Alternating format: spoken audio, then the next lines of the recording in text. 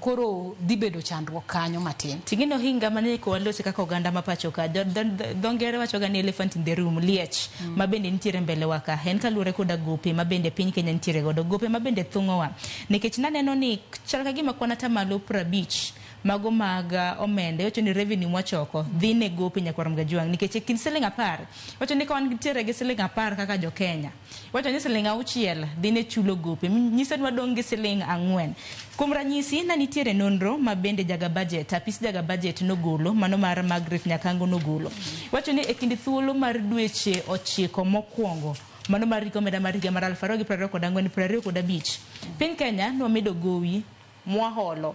gikona tamalo 7 manyiso ni gopo koro wuok siling trillion 10.58 sani gopwa ochopo siling trillion 11 to siling trillion 11 nyakwaram gajuang mana kanyalo mana nyisi matin siling trillion 11 ok en mana gope mawuok e pinje maoko nitiere external gi domestic debts gin gowi mabende piny Kenya nitiere godo e chirni mano mapacho ka koro external gowi montiere godo mawuok e pinje maoko wantiere godo mar siling trillion 5.24 to domestic debts mago gowi ma piny Kenya nitiere godo e pacho kae siling trillion 6.12 aparo ni Easter mai gima thongo wa moloyo kaka oganda ma pacho ka bende wasekalo kama debt ceiling wawacho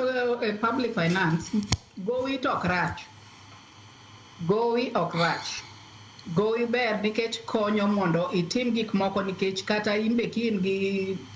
gi rem matin idhi kawo gowi mondo konyi mondo itim gimonego itim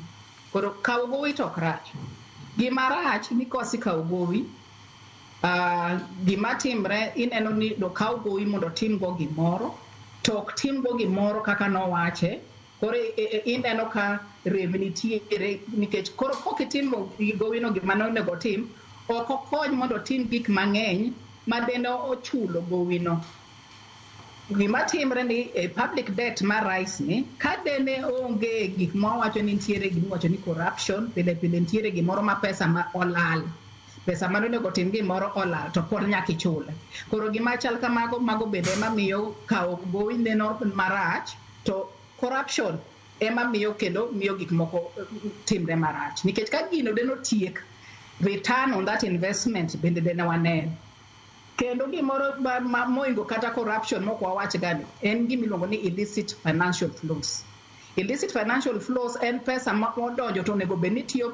e piny ka to wuok e yore mopogore opogore moko ti e piny ka koro gowi ichulo gowi to onge gima gowi no notimo manyalo duoko return on investment koro samwa rango ka jo Kenya gowi to krach kawo en mana ni ka gowi no to akawo otim gima onego notim mondo pesa no odogi nikech uchumi kikawo gowi mitimo gimoro to obo medo dongre ikawo gowi mondo kaka nowacho wach transport olos go ndara mondo ji oter goods gi kuonde mopogore opogore ibo yudo pesa no back olos go health kuonde osiptande mondo ji obed gi good health kuma ji bedo ni health ni ber itiyo matek malich nikech ing'eyo ni systems gi bobet maber okaw gowi mondo gergo school kogergo school ibo yudo ka jok masomo nyithindo masomo transit kuonde mopogore opogore ma ji ok odonge e gwenge ok obet kata e gwenge nikech ok ginyal somo koro gima wacho ni ya wakaw gowi to warang kaka gik mamiyo ok wachul gowi